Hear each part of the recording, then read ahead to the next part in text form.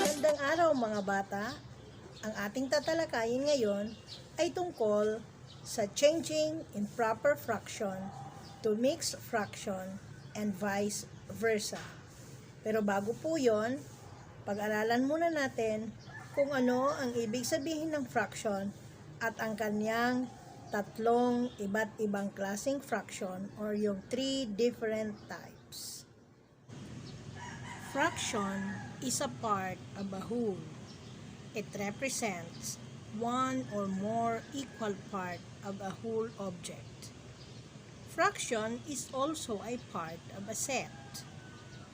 Mayroon po siyang numerator, may denominator, at ang naghihiwalay sa kanila ay ang fraction bar. There are 3 types of fraction. We have proper fraction, improper fraction, and mixed fraction. Magkakaiba po yan. Pag sinabi po nating proper fraction, it is a fraction where the numerator is less than the denominator. So here, ang 1 dyan ay mas maliit kaysa sa denominator na 2. Kaya po siya tinawag na proper fraction. Ang improper fraction naman ay ang kabaliktaran niya. It is a fraction where the numerator is bigger than denominator. Tingnan po dyan. 7 ang kanyang numerator, then ang denominator niya ay 4. 7 is bigger than 4. Ang mixed fraction naman ay pinaghalong whole number and a proper fraction. In this case, ang whole number ay 5, ang fraction ay 1/2 na may numerator na 1 at denominator na 2. Pansinin mabuti, ang fraction ay proper fraction. Ganun po dapat. Ang mixed fraction, it is when the whole number and a fraction is combined together. Since alam na natin ang pagkakaiba ng tatlo, we are now ready to change improper to mixed fraction. Mayroon po tayong mga rules na sinusunod pag tayo ay nag-change ng improper fraction to mixed fraction. Meron po akong 4 na halimbawa ng improper fraction na atin pong i-change to mixed fraction. Tingnan nyo pong mabuti kung paano po natin gagawin yon. But before that, aralin muna natin ang mga rules kung paano tayo mag-change ng improper fraction to mixed number. Una, divide the numerator by the denominator. Next, the quotient will serve as the whole number, the remainder will be the numerator, and the divisor ay ang ating denominator. Okay, itry po natin ang number 1. 5/4. Ang numerator natin ay ang 5 at ang denominator natin ay ang 4. So, ang 5 ay ang ating dividend at ang 4 ang ating divisor. Simple lang ang ibig sabihin niyan. Ilang 4 meron ang 5? O diba mabilis lang intindihin? Kaya lang pag malalaking numero, medyo mahihirapan ka na. Kaya ituturo ko sa inyo kung paano ang tamang proseso. So in this case, 5 divided by 4. 1 ang kanyang sagot. So, ang sagot niya na 1, itatimes natin sa 4. Ang sagot niya din ay 4. So, 5 minus 4 is equals to 1. So, 1 lang ang kanyang sobra. So, sa tanong na ilang 4 mayroon ang 5, isa lang, may sobrang isa. So this time, papangalanan natin kung ano ang tawag natin sa 1 na nasa taas, 4, at saka yung 1 na nasa baba. Kasi mamaya, paglagay natin ng sagot ng mixed fraction, madali na lang kung alam natin ang mga katawagan nila.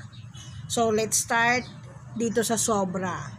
Ang tawag sa sobra ay remainder. Yung nandoon naman sa taas, yung tawag natin kanina sa sagot, yan ang quotient. At ang 4, yun yung divisor. Diba ang sabi natin kanina, pag isinulat natin siya sa mixed number, ang quotient muna, ang sobra, gagawin natin numerator, tapos yung denominator ay ang divisor. Tingnan nga natin kung tama tayo. Okay, tama tayo. The answer is 1 and 1/4. Sana nakuha nyo kung paano i-change ang improper fraction to mixed number. Kasi this time, it's your time to answer. Kumuha ng papel at ballpen at sagutan natin ang mga sumusunod na mga exercises. Change improper to mixed number.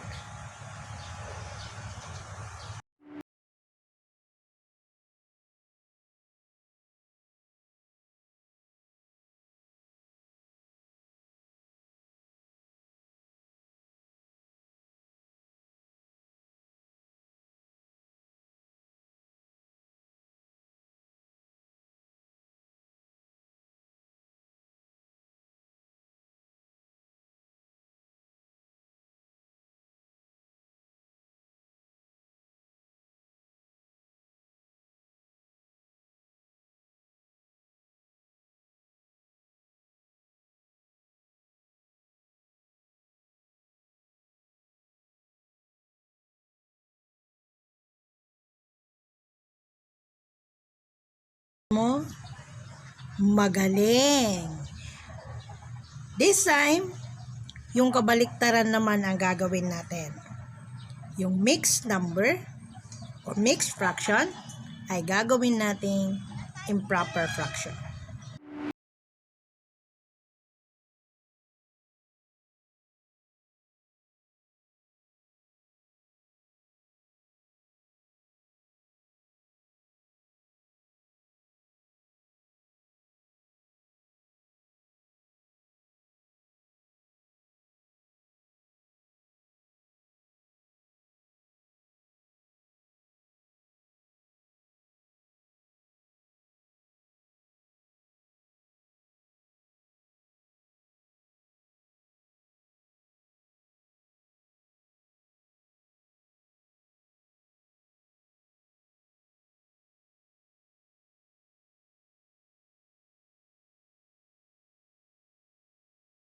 Try this example.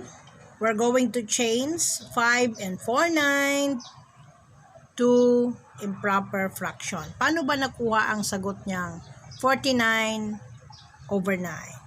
First, we're going to multiply the denominator and the whole number, which is 9 times 5, which is 45. Then, we're going to add the numerator 4 to the product of the denominator and the whole number. So, 4 plus 45 equals 49.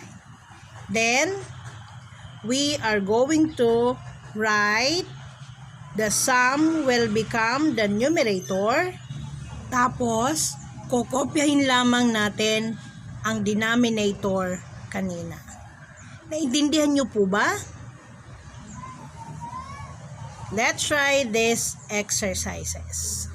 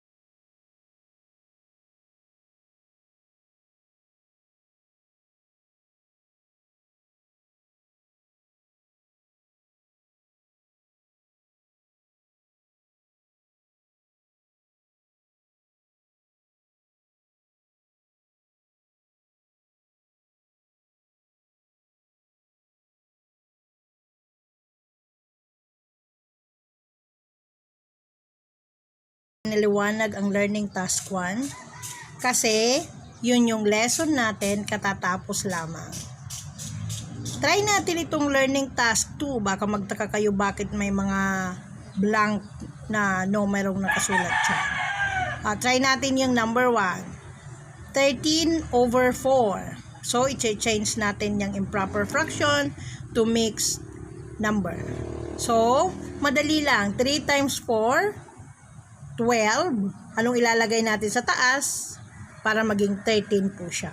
Ganun lang. Ganun ang gagawin sa 2, 3, 4, and 5. Pagdating naman sa number 6, 7, and 8, itatimes naman natin yung mixed number na 3 times 8 plus 3, 27. Ano ngayon yung nandito sa ilalim ng 27? Actually, wala naman talagang nabago dyan eh. Babalikan lang natin yung inaral natin kanina. Nilive lang po ang kanyang blank. Yung susunod nating learning task, 3 and 4, ay katulad lang actually ng ginawa natin kanina. So, hindi ko na po i-elaborate yan. Bahala na po kayong magsagot. Diretso na lang po doon sa learning task natin. Do not forget to follow the rules para po tayo ay hindi magkamali. At kung bago ka po sa channel ko, do not forget to watch, like, share, and subscribe my YouTube channel. Para naman lagi kang updated sa lahat ng aking ipopost, click that notification bell. Thank you for watching. Bye!